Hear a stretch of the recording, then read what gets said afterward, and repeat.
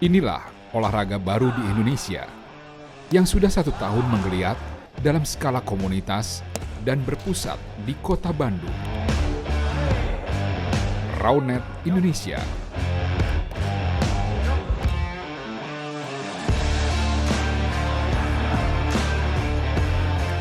Adalah Genta Fajar atau kerap disapa Baron yang bermakna Bapak Rownet.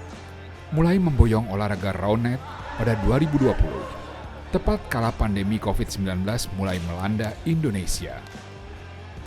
Ketika kasus pandemi COVID-19 tengah menanjak, Genta Fajar bersama komunitas Rownet Indonesia ikut melakukan gerakan mendonasikan alat olahraga Rownet di Wisma Atlet, Jakarta. Lokasi di mana para pasien COVID-19 melakukan karantina. Saya basicnya di event organizer, Mbak, industri kreatif.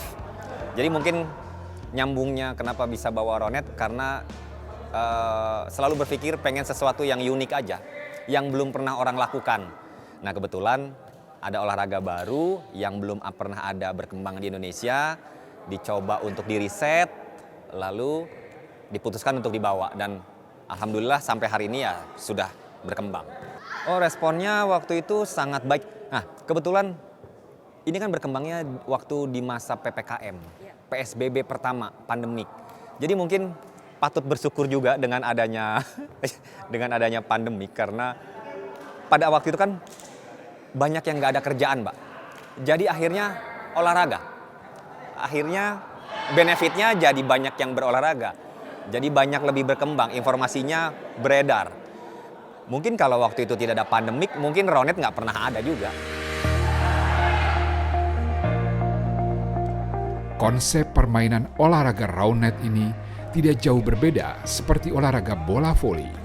Hanya media dan ukuran lapangannya yang berbeda. Rownet itu gabungan dari beberapa olahraga yang sudah populer. Tapi lebih kentalnya adalah bola voli pantai. Tapi mini. Ya, kenapa bola voli pantai? Karena 2 lawan 2. Memiliki 3 kali sentuhan. Di satu tim, 3 kali sentuhan. Lalu sifatnya dia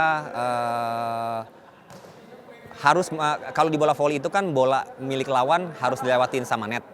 Tapi kalau di sini bola menjadi milik lawan setelah dipantulkan ke net di bawah. Jadi kita sering sebutnya adalah bola voli mini, bola voli pantai versi mini karena bolanya kecil. Gitu. Pemainnya juga sama jumlahnya ya? Pemainnya 2 kalau turnamen. Tapi kalau sifatnya buat fun rekreasi mah 5 lawan 5 boleh nggak? Boleh. Om Genta 5 lawan 5 boleh nggak? Boleh. 2 lawan 2 boleh. 3 lawan 3 boleh. Tapi kalau untuk turnamen standarnya adalah 2 lawan 2. Kayak bola voli pantai. Nggak ada pemain pengganti. Di Indonesia, olahraga Rownet pertama kali diperkenalkan dan dimainkan di Kota Bandung. Kampanye Rownet yang dilakukan Genta Fajar tidak sia-sia. Mulai dari Karang Taruna hingga musisi pun dijaringnya. Tercatat per April 2021, sudah terdapat 11 cabang Rownet di Indonesia. Di antaranya Malang, Jakarta, Bali, Surabaya, Cianjur, dan sejumlah wilayah lain. Peralatan mereka dalam berlatih berasal dari Ronin, sebagai satu-satunya organisasi olahraga Rownet di Indonesia. Kebetulan pertama saya kenal dari Rownet itu dari sosial media, dari Instagram. Waktu itu aku menemuin Rownet Indonesia, kemudian lihat temen yang dari daerah rumahku juga, di daerah Soreang itu main juga Rownet. Akhirnya aku mencoba untuk menanyain ke dia tuh. Sebenarnya sih dari dulu juga saya udah tertarik, cuman karena jauh kan saya dari Soreang, Rownet di sini. Akhirnya ketika ada di Soreang saya mencoba untuk nanyain dan main gitu, ikut gabung. Salah satu yang bergabung dan telah mewakili beberapa turnamen Rownet di Indonesia adalah Rudy Kafein, yang juga seorang musisi.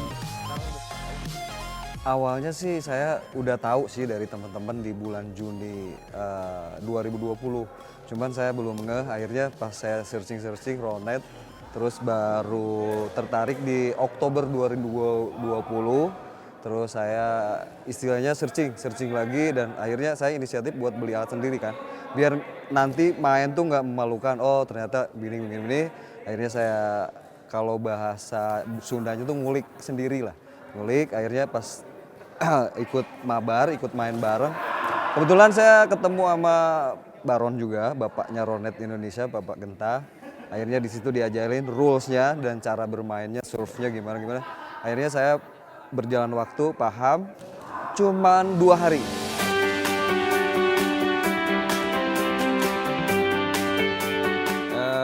Jadi Ronet itu, properti Ronet ya.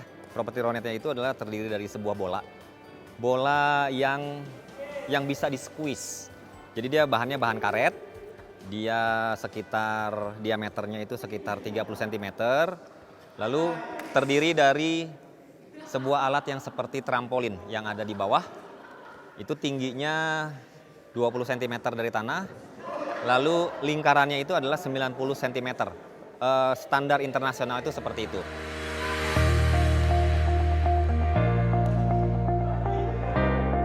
Ada beberapa nilai menarik dalam olahraga Rownet.